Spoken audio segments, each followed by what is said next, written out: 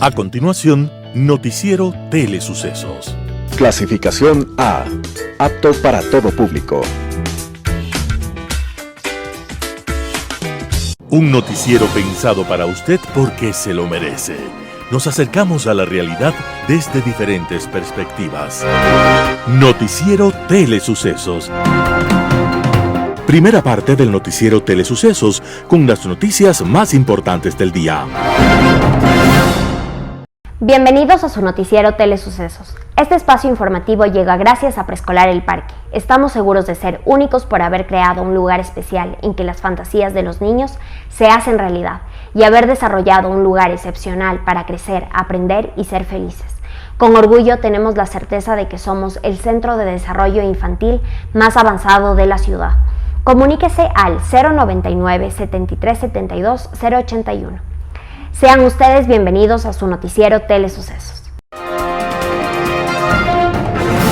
Un día como hoy. La Europa de principios del siglo XIX era un territorio convulsionado. En Francia la absoluta autoridad era Napoleón Bonaparte, pero aquel territorio le quedaba pequeño a sus inmensos sueños de emperador. Entonces, para afianzar su poderío, las tropas napoleónicas invadieron España y sacaron a empellones al gobernante. Napoleón contaba, a través de su hermano, con el control del trono, pero no controlaba el alma del pueblo español dispuesto a luchar contra el invasor. Los españoles entonces organizaron pequeñas unidades guerrilleras que acosaban a los estafetas franceses en cada recodo del camino, en cada lugar en el cual esperaban tomar agua o descansar. La guerrilla de los patriotas españoles atacaba, hostigaba, amenazaba, retrocedía, se escondía, volvía a atacar, se hacía invisible y atacaba otra vez. La guerrilla española era una pesadilla imposible de controlar. Napoleón entonces solicitó al mejor hombre para que llevara los mensajes secretos entre París y Madrid, y le presentaron al que parecía perfecto para esa arriesgada tarea. Acá tiene, emperador, al mejor de todos. Mide 1,90 m, es corpulento, no falla un disparo, es feroz con el puñal y con la espada. De un solo puñetazo puede matar a un caballo. El hombre tenía un aspecto en verdad imponente, y más que imponente, temible. Y todo esto resaltado por una cicatriz de venganza que le corría desde la oreja hasta la comisura de sus labios. Napoleón se acercó a él, lo miró de arriba abajo, indiferente, como si no le impresionara. El oficial que le había presentado a tan peculiar personaje le preguntó su opinión a Napoleón, y éste le respondió: Sí, es un soldado temible, sin duda alguna, pero prefiero contratar al hombre que le cortó la cara. Así era Napoleón. Era el mismo jovencito corso que había llegado no muchos años atrás a Francia sin hablar francés y que ahora era emperador de Francia y aspirante a dueño de Europa y de otros territorios, inclusive en América. Y un día como hoy, ya atrás la gloria y la soberbia, ya atrás las grandes batallas y aquella tarde no lejana cuando fue coronado emperador, ya atrás sus amores y vanidades, estaba abandonando este mundo. Era en la isla de Santa Elena, en medio del Atlántico, de la soledad y del silencio. Era un día como hoy, 5 de mayo de 1821. Las principales noticias del día. Titulares. Apelación al habeas corpus de Glass pone en la mira sentencias en su contra. Lasso espera una muy buena noticia del Fondo Monetario Internacional esta semana. Carlos Polit pagará una fianza de $14 millones e irá a arresto domiciliario. En tributación de hoy, el principio del devengado. En el segmento de opinión, Lasso en Loja resucitó la muerte cruzada. En política internacional, cumbre en Los Ángeles. Los editoriales serán de Martín Pallares. El 1 de mayo al correísmo le fue como a perro en misa. Ramiro Ruiz, inseguridad y violencia. José Hernández, guerra total entre Correa, Nebot y Lasso. El blog de la noticia. Noticias del día. Apelación al habeas corpus de Glass pone en la mira sentencias en su contra. El juez Víctor Echeverría admitió el recurso de apelación que presentó el Servicio Nacional de Atención Integral para Personas Privadas de Libertad, SNAI, al habeas corpus que fue concedido a Glass. En el documento se solicita enviar el expediente original a la Corte de Justicia de Santa Elena, que tendrá 8 días para resolver el recurso. Jorge Glass cumplía 2 sentencias, la primera por el delito de asociación ilícita por la trama de corrupción de Odebrecht, donde debía cumplir la condena de 6 años, y la otra era de 8 años por cohecho en el caso Sobornos. También fue sentenciado en el año 2021 a 8 años de cárcel por peculado en el caso Singue. En esta causa todavía está previsto que se realice una audiencia de apelación el próximo 11 de mayo. Ismael Quintana, abogado constitucionalista, dice que el recurso de apelación es la segunda instancia que se produce en el ámbito de las garantías jurisdiccionales. Esto quiere decir que a través de este recurso, la Corte Provincial de Santa Elena, que es el juez superior, revisa si el fallo estuvo bien o mal dictado. Hay 2 alternativas. La Corte Provincial puede revocar el fallo, entendiendo que la decisión está mal tomada, que era improcedente y por lo tanto revierte la resolución de primer nivel. La otra opción es que la Corte confirme la validez jurídica del juez Diego Moscoso, entendiendo que el magistrado obró con competencia y se lo hizo respetando las reglas del derecho. Lazo espera una muy buena noticia del FMI esta semana. Necesitamos inversión extranjera, apoyo de multilaterales de crédito, como el Fondo Monetario, del cual espero esta semana tener una muy buena noticia, dijo Guillermo Lasso en el programa Encontrémonos con la Ciudadanía, en el que cada semana le entrevistan 2 periodistas de diferentes medios de comunicación. El FMI examina desde marzo pasado por 4ª vez a Ecuador para continuar su programa crediticio abierto desde septiembre del 2020 con préstamos de valor de $6.500 millones, de los que 1.700 millones están pendientes a entrega a lo largo del 2022. Con $4.800 millones ya entregados a Ecuador dentro de este programa de 27 meses de duración, esta nueva revisión estaba prevista inicialmente para mediados de diciembre del 2021, lo que ha retrasado un desembolso de $700 millones programado para finales del año pasado. Semanas antes de la fecha inicial para esa revisión, el gobierno congeló los precios del diésel y de la gasolina extra en $1.90 y $2.50 respectivamente por galón, ante las protestas protagonizadas por los movimientos indígenas y los gremios de transportistas.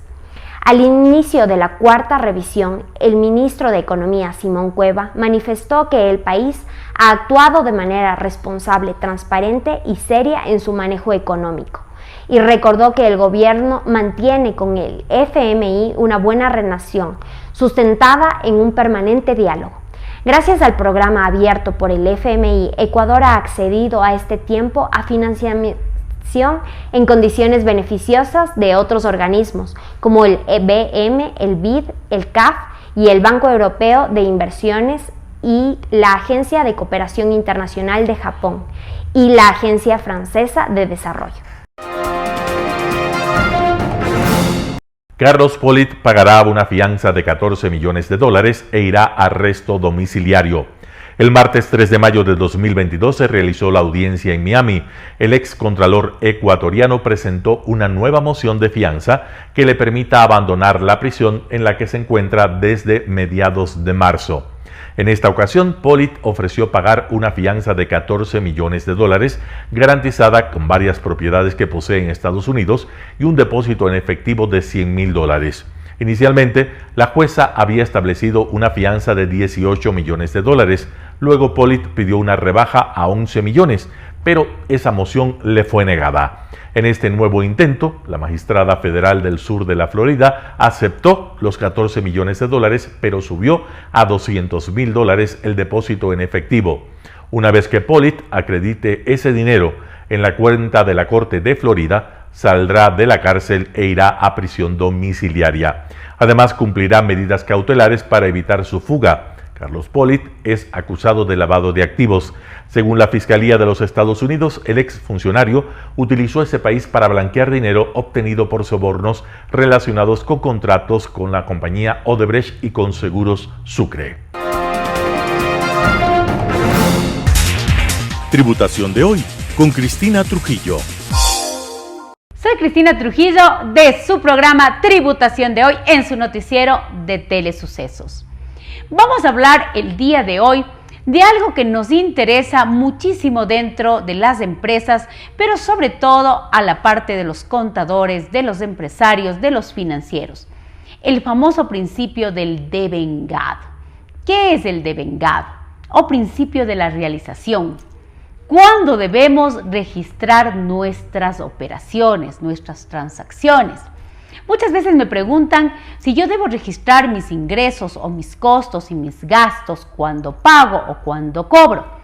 No, yo debo registrar mis transacciones el momento que las realizo, independientemente si las cobro o si las pago. Nosotros tenemos un principio totalmente definido en materia contable y financiera, que es el principio del devengado. Pero en materia tributaria, el principio del devengado también se encuentra claro y preciso. En el reconocimiento de los ingresos, por ejemplo, el objeto del impuesto a la renta, en el artículo 1 de la ley tributaria y sobre todo en el artículo 1 del reglamento fiscal, cuantificación de los ingresos, establece que los ingresos es la base del impuesto a la renta y estos se cuantifican por el precio del bien transferido, del servicio prestado o por los activos usados por terceros que nos generan intereses, dividendos o regalías. Pero miren lo interesante, no le establece si estos son cobrados o no cobrados. Y si usted lee la guía del contribuyente totalmente vigente y que está generada por el Servicio de Rentas Internas, incluso le habla que va mucho más allá de la forma de la factura, porque el ingreso es la realidad económica de la transacción, tanto en el tema del reconocimiento por bienes como por servicios. Nuestra ley tributaria tiene muy claro y definido el principio del devengado, también en el tema de costos y gastos, que usted, si ya realizó un costo y un gasto, independientemente si este es pagado, tiene que estar reconocido en el periodo fiscal al que pertenece. Los costos, los gastos y los ingresos se registran en el periodo fiscal en el que fueron realizados, ejecutados. Tenemos un artículo 7 de la ley tributaria que habla de periodo fiscal, el mismo que comienza el 1 de enero y termina el 31 de diciembre. Como empresarios, como contadores, como financieros, debemos conocer que nuestras leyes tributarias como contables en muchos, pero muchos casos coinciden plenamente. Y cuando existen determinadas diferencias, estas se concilian. En materia tributaria, a través de la conciliación tributaria, y en materia contable, a través de los famosos impuestos diferidos. El principio del devengado tributario como contable, yo diría que en un 99% son iguales. El principio del devengado quiere decir principio de realización. No tenemos un principio de caja, registrar la transacción si fue cobrada o si fue pagada. No, se registran las transacciones si fueron realizadas, independientemente de su cobro o de su pago, basadas en la realidad económica, en la realidad objetiva. No puedo registrar costos de un año en otro periodo o de ingresos de un año en otro periodo. La propia guía del contribuyente del Servicio de Rentas Internas me exige el reconocimiento de los ingresos en el periodo fiscal que corresponda independientemente de la forma de la factura, porque eso se llama realidad económica, realidad objetiva. Recuerde que nosotros tenemos una ley tributaria que respeta mucho a la contabilidad y el reconocimiento importantísimo de lo que son las normas internacionales de información financiera, y cualquier divergencia se reconoció de una manera muy importante a partir del año 2015, los famosos impuestos diferidos. Siempre es importante que usted conozca, estar capacitados. Los contadores, los gerentes queremos hacer bien las cosas. Y cuando no conocemos, tenemos herramientas fundamentales que están establecidas en el Código Tributario para que usted pueda incluso hacer consultas vinculantes ante la autoridad tributaria, para que usted no cometa errores, para que usted pueda estar capacitado, para que usted pueda estar informado, para que usted pueda incluso aplicar de manera correcta la ley tributaria, para que usted pueda también aplicar correctamente la normativa contable. Porque la normativa contable, recuerde que la contabilidad es la base de las declaraciones. Así lo dice el artículo 19 de la ley tributaria, el artículo 20, el artículo 21 de la ley tributaria, el artículo 39 del reglamento fiscal. Usted tiene una obligación con el Estado de preparar correctamente su información financiera, pero con usted mismo, para tomar decisiones adecuadas para su empresa, para su beneficio, como contribuyente, para que usted también pueda hacer que los usuarios de su información financiera pues también puedan tomar decisiones adecuadas. Siempre es importante estar informado, capacitado, asesorado correctamente.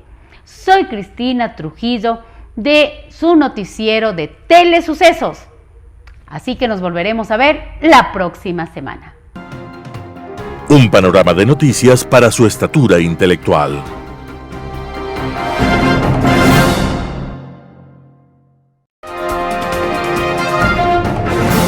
Opinión. Bienvenidos. El presidente de la República, desde la ciudad de Loja, ha resucitado el tema de la muerte cruzada. Pero claro, muchos estaban escépticos de que esto podría ocurrir porque casi entendían como que el tema fue archivado. Jamás el presidente de la República dijo que esa opción no existía. Siempre sostuvo este momento seguramente no es el adecuado para esa opción. El ministro de Gobierno de inmediato, por los antecedentes por ustedes definidos frente a su pasado político, de reciente nomás, inmediatamente convocó a los jefes de bloque. Y resulta que esa reunión fue pero tan simple, que no provocó más de un tuit. Nadie se hizo eco de esa reunión, que además le fueron a pedir que ayude a votar a la señora Yori. Miren ustedes. Pero es increíble, nunca ha ocurrido eso, de que en una reunión de jefes de bloque le piden auxilio al gobierno para que les ayude a resolver cómo sacar del cargo a una dignataria. ¿Qué les parece? Bueno, el presidente de la República ha sido categórico y ha dicho que el señor Correa y el señor Nebot pasan permanentemente conspirando contra él, que el uno busca liberarse de los procesos y hacer todo un alarde de impunidad, lo cual no está permitido, no está decidido a permitirlo. Y que el señor Nebot no ha logrado superar el odio que le tiene por haber llegado a la presidencia de la República, ya que él no tuvo los cojones, a usar otro término, para ser candidato. Eso produjo, por supuesto, una reacción del señor Nebot. Y cuando digo por supuesto, ni de lejos ni la justifico, ni me interesa mucho comentarla, o casi nada. Porque son términos repetidos. El presidente ha dicho entonces, ¿para qué quieren contralor? ¿Para qué quieren fiscalía?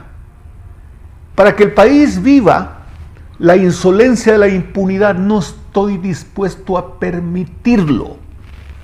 Y claro, viendo las cosas que han ocurrido en los últimos tiempos, nombraron la comisión para evaluar a la presidenta y no cumplieron con la ley, porque no nombraron a integrantes de los bloques conforme dice la norma. Los integrantes de la comisión representarán a los bloques.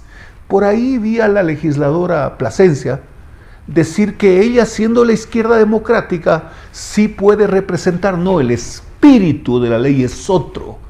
que los representantes de los bloques sean y hagan vocería de los bloques, que lleven su criterio a la comisión. Así que no se puede ser libre pensador y no se puede ser espontáneo. Los espontáneos en la comisión nos tienen han dejado un historial perverso, porque se convierten en libre pensadores y medio independientes, que lo que tienen es en la punta de la lengua la palabra depende. Esa es la realidad. Designaron al señor de Pachacutic, de entre los rabiosos, resentidos, ¿cómo es que se llaman?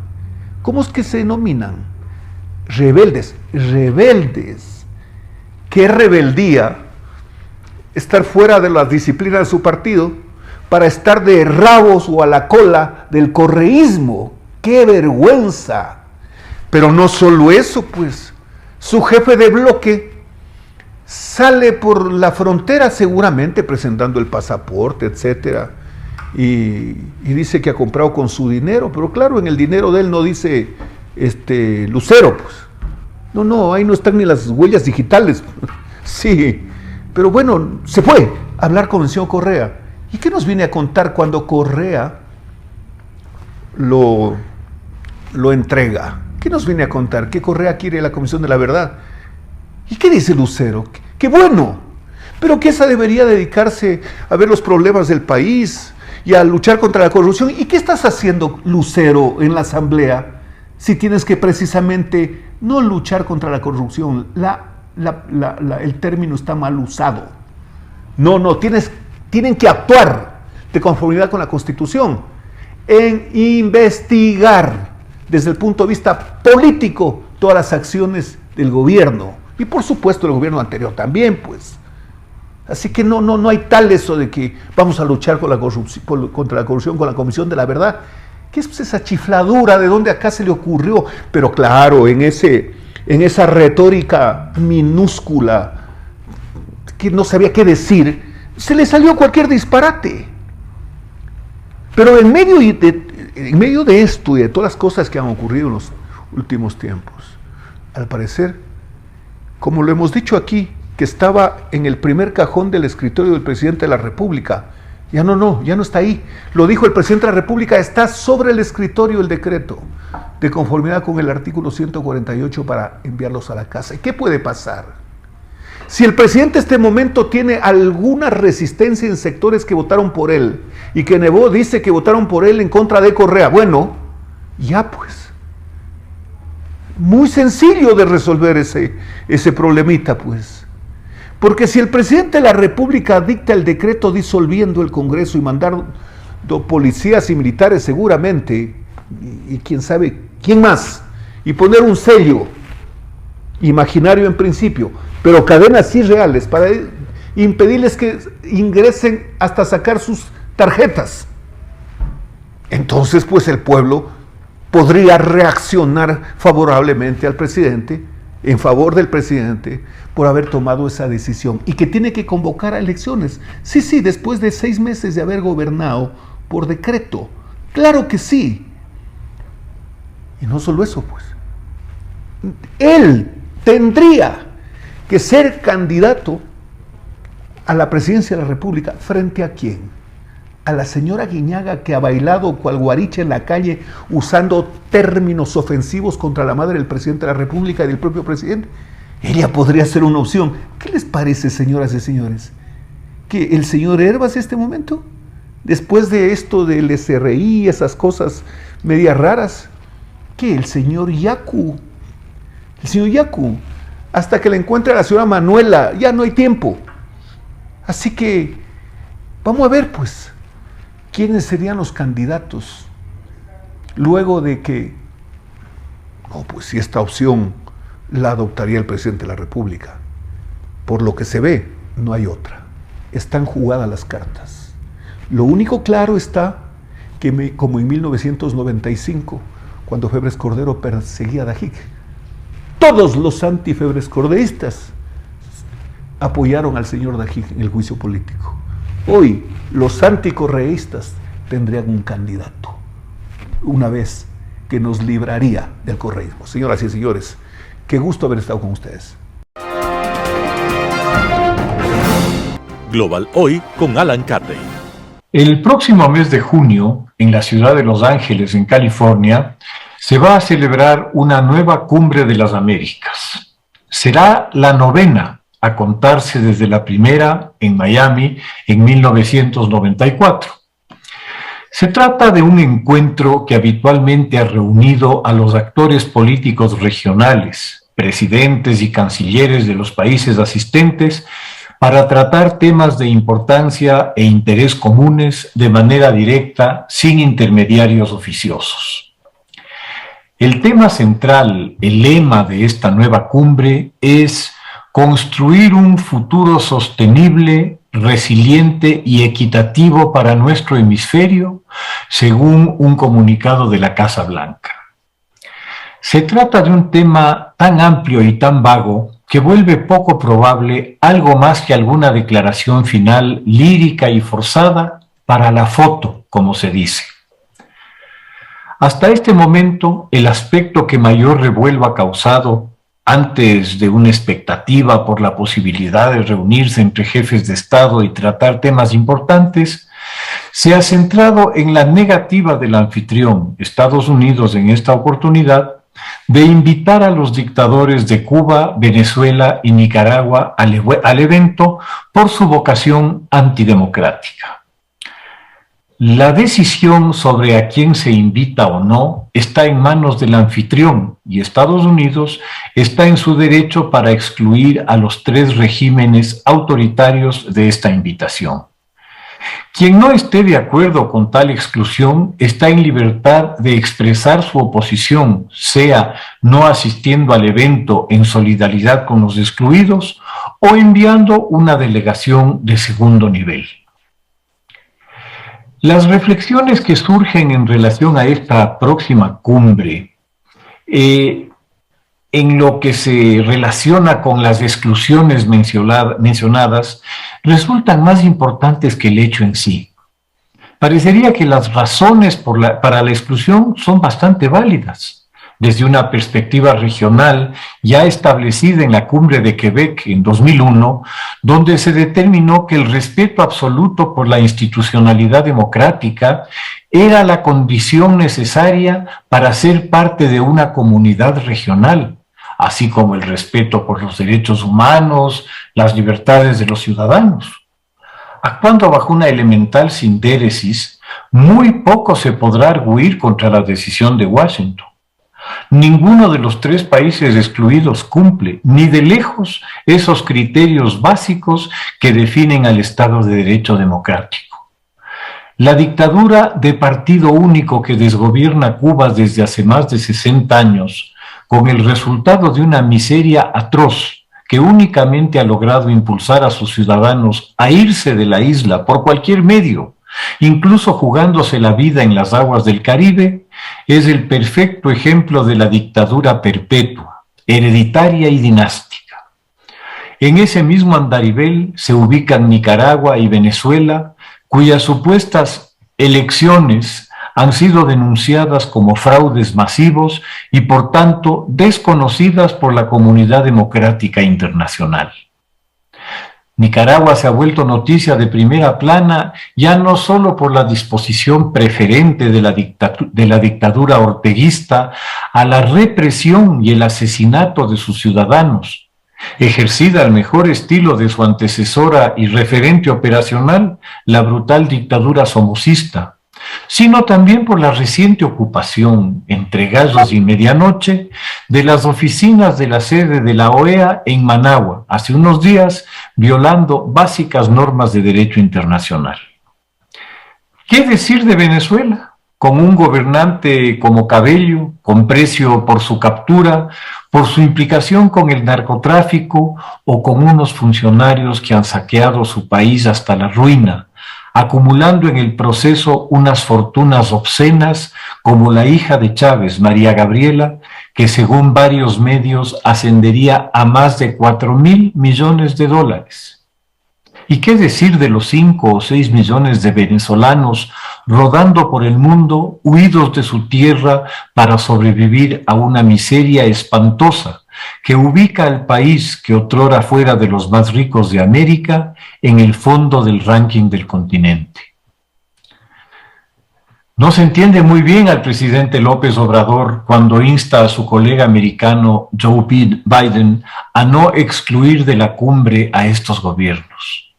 Codearse con personajes de la catadura de Ortega, con 500 jóvenes muertos sobre su conciencia, o de Maduro con un récord aún mayor, solo que ya difuminado por el tiempo y la pandemia, o de Díaz-Canel, el heredero designado de una dictadura esclavista que se aprovecha de sus médicos, buenos o malos, para robarles su trabajo en otros países, apropiándose de sus salarios para beneficiar a un aparato político y policíaco diseñado para perpetuarse en el poder en medio de la miseria de su pueblo.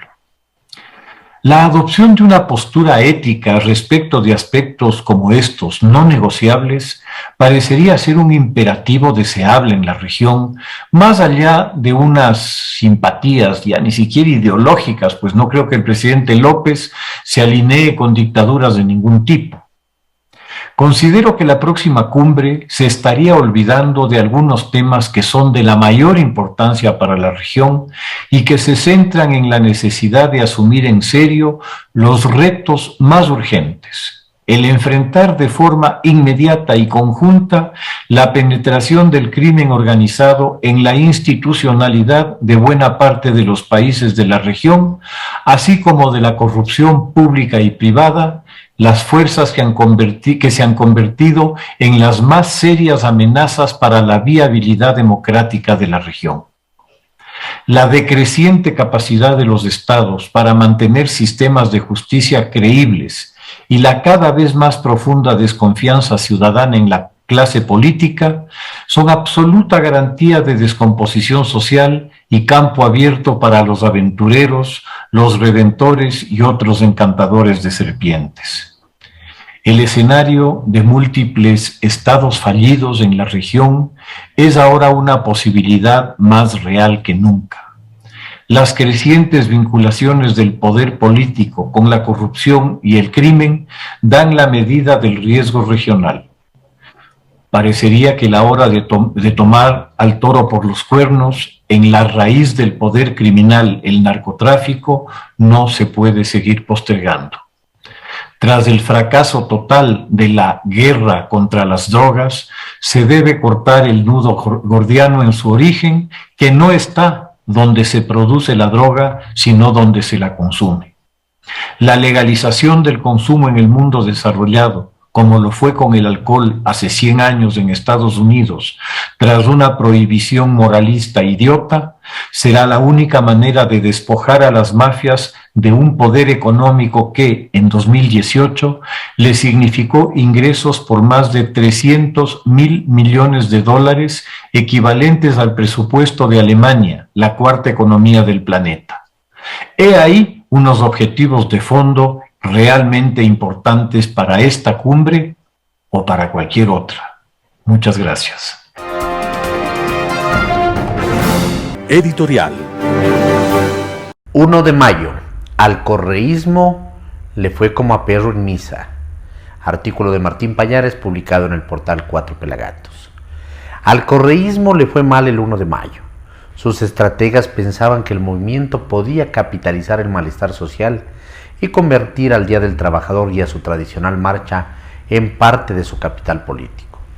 No ocurrió ni de lejos, y más bien, algunos de sus cuadros terminaron siendo los apestados del paseo. La estrategia para conseguir adueñarse de la fecha era bastante simple, al menos en el papel. Construir una narrativa desde las redes sociales según la cual el correísmo es capaz de expresar y amplificar el sentimiento de rechazo al gobierno de Guillermo Lasso, que en su mente es tan potente que podía derivar en un proceso desestabilizador o al menos marcar el inicio de una revocatoria del mandato. Para conseguirlo, las cuentas e influencers del correísmo inundaron las redes con mensajes y etiquetas para posicionar la idea de que el 1 de mayo iba a ser el primer hito para una movilización popular que terminaría con la salida de Lasso del poder. Lazo a la casa, numeral revocatoria de mandato, numeral Lazo y alárgate, numeral la gran marcha, eran las etiquetas que iban acompañadas a los cientos de mensajes que apuntaban a que el descontento social ha llegado a un nivel tal que el gobierno ya no puede sostenerse. Esta no es una marcha más por el 1 de mayo, es la primera gran marcha contra Lazo y su gobierno, inepto, inmoral, insensible, inhumano, incapaz de resolver los problemas de la mayoría y el país. Es la marcha de los que estamos hartos, escribió Virgilio Hernández en un mensaje que difícilmente lo hubiera redactado si no fuera por la amnistía que le concedió la Asamblea y que lo liberó de los cargos por rebelión por su participación en la intentona golpista del octubre del 2019.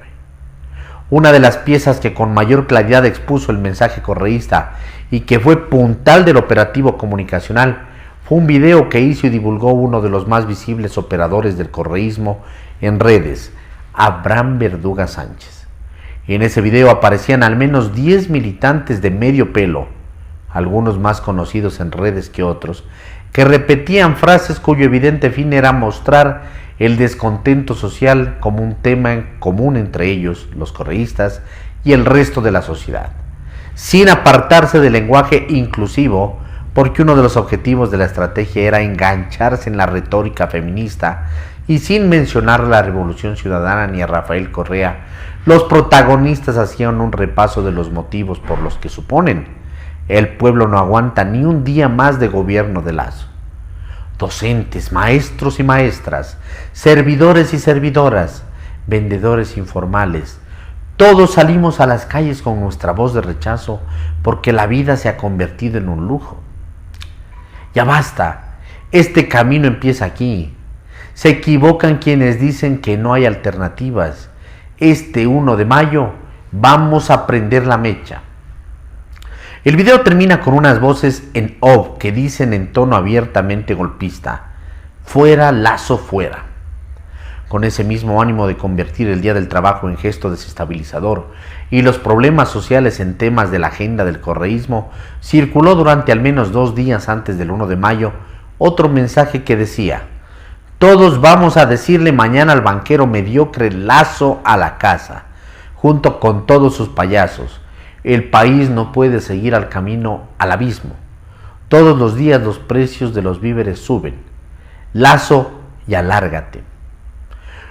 Lo cierto es que la marcha estuvo lejos de ser el escenario de una rebelión por rechazo al gobierno y peor, un acontecimiento liderado por el correísmo como pensaron que sería posible algunos estrategas de la Revolución Ciudadana. Para comenzar, en la jornada fue evidente que el repudio que existe en la sociedad con toda la clase política y especialmente el correísmo. Esto provocó que en muchos segmentos de la marcha sus organizadores hayan advertido con sus megáfonos la presencia de cuadros correístas a los que se les exigía que cambien de ubicación. Ocurrió, por ejemplo, a la asambleísta de UNES Viviana Veloz en Santo Domingo de los Sáchilas, donde le pidió que se cambiara de sitio. Viviana Veloz, por favor, no cause un problema, tenga la bondad de ponerse en el lado de atrás. Al asambleísta, que no le quedó otra alternativa que salir con la cabeza agachada. Según uno de los asesores de comunicación del gobierno con el que conversó Cuatro Pelagatos, el rechazo a la clase política en general es tan grande que los protestantes mostraron su desagrado al gobierno y a la Revolución Ciudadana. Los estrategas del correísmo fracasaron en su intento de aprovecharse de un acontecimiento histórico y ritual para los gremios de los trabajadores.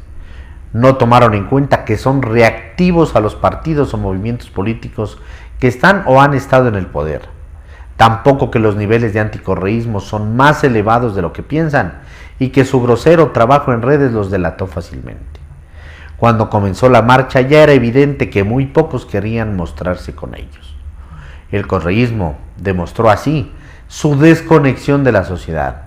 Su lectura del malestar frente al gobierno es tan equivocada como el del apoyo que creen tener. El repudio que produjo, por ejemplo, el video en el que aparece Marcela Guiñaga, presidenta del partido, gritando junto a un puñado de correligionarios suyos: se va a caer, el hijo se va a caer. No pudo ser más contundente y no pudo contaminar más lo que para muchos es una jornada seria de lucha. Artículo de Martín Payares, publicado en el portal Cuatro Pelagatos. Inseguridad o violencia por Ramiro Ruiz. Nazareno tuvo la valentía de enfrentar la seguridad del Ministerio de Defensa. Dejó al descubierto la debilidad de su estructura para enfrentar la asociación de la delincuencia y del crimen, que llegó hasta el patio del ministerio. El país necesita defensa de la delincuencia, el crimen organizado, la corrupción, el narcotráfico. Cada una de esas modalidades forman una cadena con información que seguramente sale de la policía, el ejército, los ministerios para llegar a las mafias. El contrabando, el blanqueo de activos, la minería ilegal sobrepasa a unos 20.000 millones que fluyen sin control.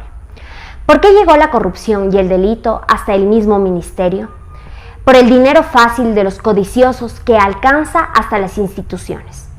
El dinero ilegal y los delincuentes buscan el amparo de las instituciones. ¿Y qué mejor si se trata de un ministerio que maneja las Fuerzas Armadas de un país? Existen empresas poderosas dedicadas al soborno, como Odebrecht, que tenía varias oficinas dedicadas a entregar sobornos a presidentes, ministros, jueces, policía y ejército, hasta la Marina. Hasta ahora no hay reacción de las instituciones del Estado, ni siquiera la presidencia y el gobierno. Algunos funcionarios que dirigen las instituciones miran a otro lado o se hacen los desentendidos, porque a lo mejor ya han sido comprados. Los habitantes comunes pertenecen al grupo del 49% de clase media baja. Tienen celular y pueden engancharse a pirámides, a jefes de los pandilleros y a estos a los capos de las mafias que controlan las pirámides, cooperativas de ahorro y crédito, el microtráfico y el consumo de droga. Las redes sociales contaminan la delincuencia y conforman una cultura de violencia como actos normales de la sociedad. La delincuencia organizada está unida a la violencia verbal, física y psicológica. El ajuste de cuentas es una acción del día. Sin embargo, está presente la trata de personas, violencia contra la mujer y el crimen que no perdona edad, sexo o raza, religión o partido político. La violencia por el narcotráfico ha ocasionado 420 muertes en Guayaquil, sin contar los días de la publicación de este artículo. El chulco es otra actividad que ha liquidado pequeños artesanos, dueños de tiendas y patios de ventas de carros usados. La edición 2020 de Percepción de la Corrupción muestra que Ecuador ha obtenido una puntuación de 39 sobre 100 y se ubica en el puesto 92 entre 180 países evaluados. Esta es la mejor calificación obtenida por el país desde el 2012. A pesar de la mejora, nuestro país aún se encuentra por debajo del promedio mundial y de América Latina. El Ecuador descendió 13 posiciones en el ranking mundial del Índice de Percepción de Corrupción del 2021, realizado por el organismo Transparencial Internacional.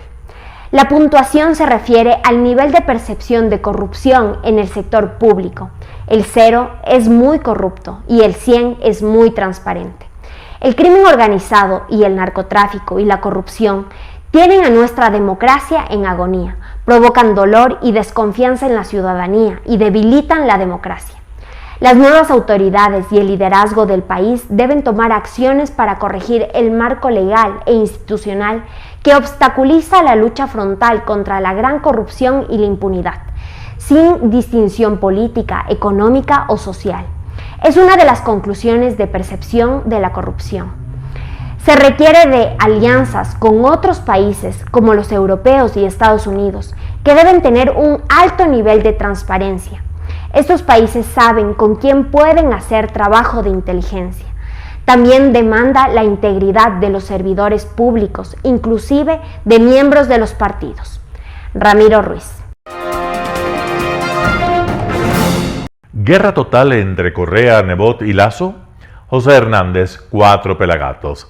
La guerra entre Rafael Correa, Jaime Nebot y Guillermo Lasso se libra sin manual. En apariencia, y aunque ya ha sido superada en la doctrina, lo que prima es una guerra de posiciones. Cada campo protege sus fortalezas y busca ir sumando posiciones enemigas hasta poder declararse ganador. La guerra empezó, según el presidente Lasso, el 1 de mayo de 2021, el día que dio por terminada la alianza con Correa y Nebot, cocinada tras su victoria.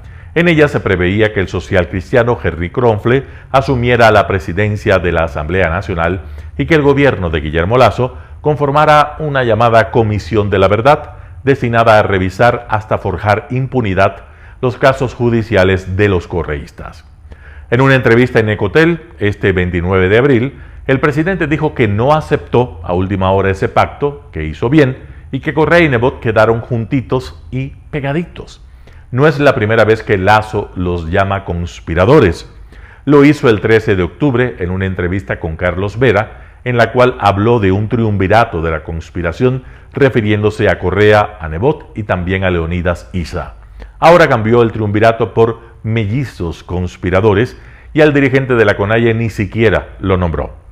En los hechos, los protagonistas de esta guerra siguen siendo los mismos, pero el teatro de operaciones ha cambiado. Y los nuevos factores inciden en forma ostensible para los protagonistas. En la Asamblea Nacional, la ecuación de fuerzas es totalmente asimétrica. El presidente se queda sin Pachacutic y la izquierda democrática.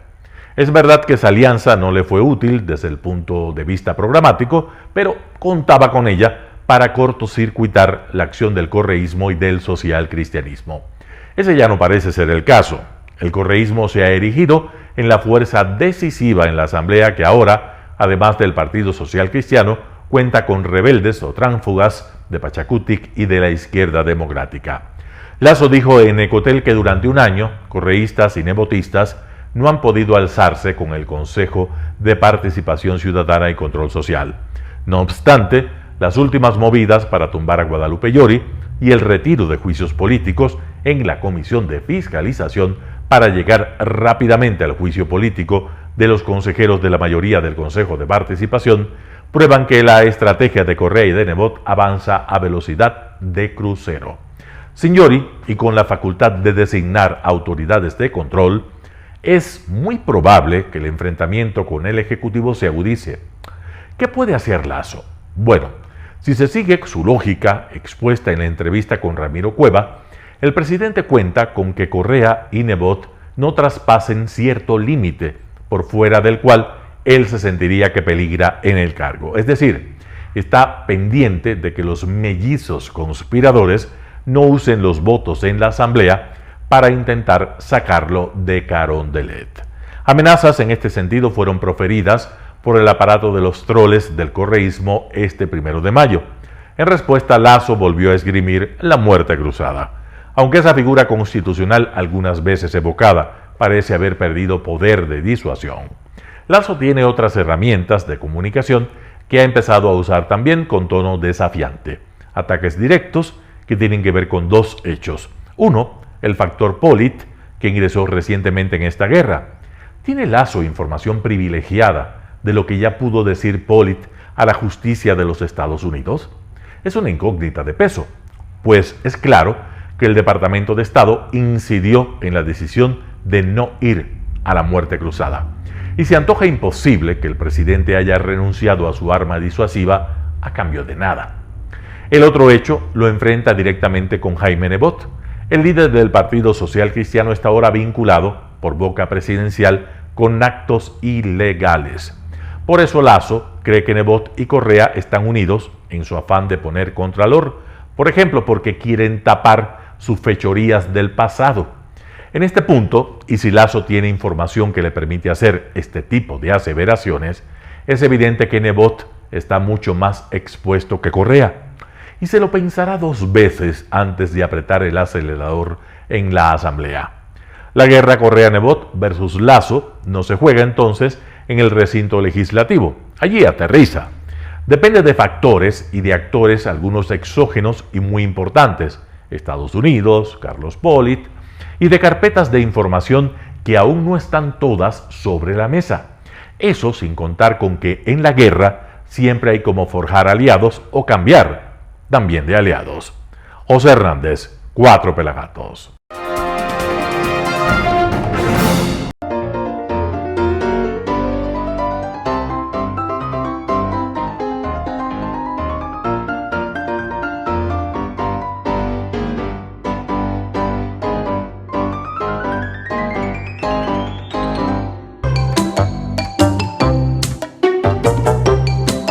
El Plop de la Noticia con Andrés Castillo.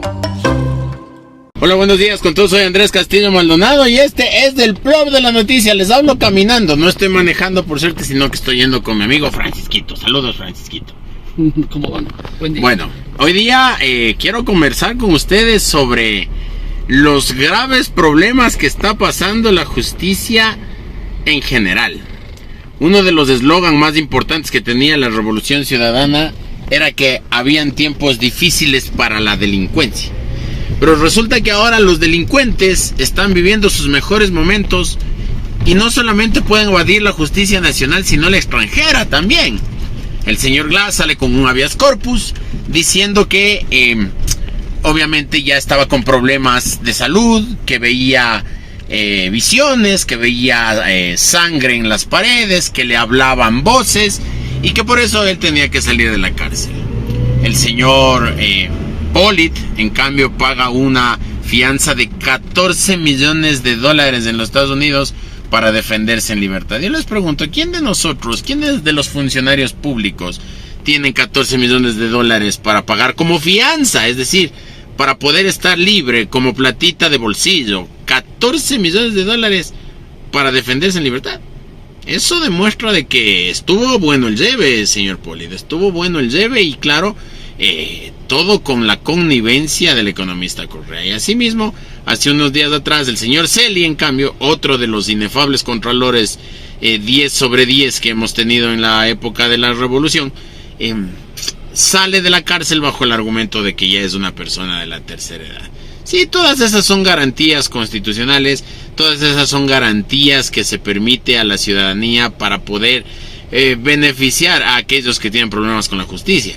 Pero no para alcahuetear a los pícaros, no para alcahuetear a los pillos.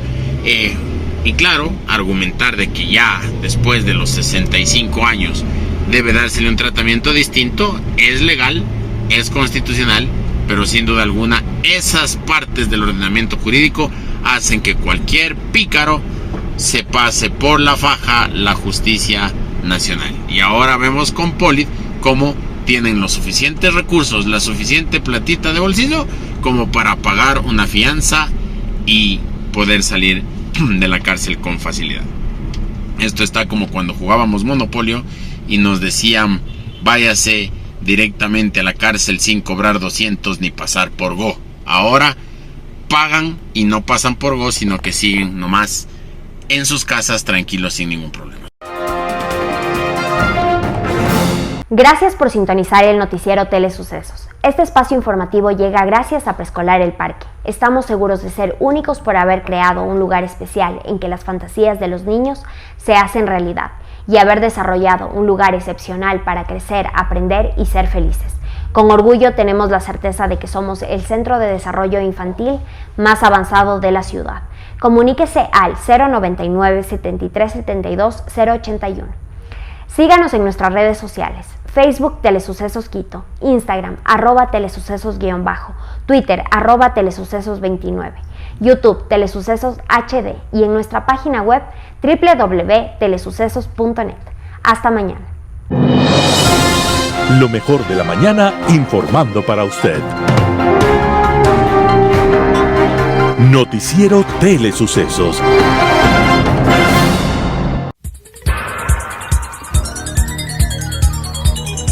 Las opiniones vertidas en este espacio por la producción y dirección del programa son de exclusiva responsabilidad de sus autores y de quienes intervienen en ellos.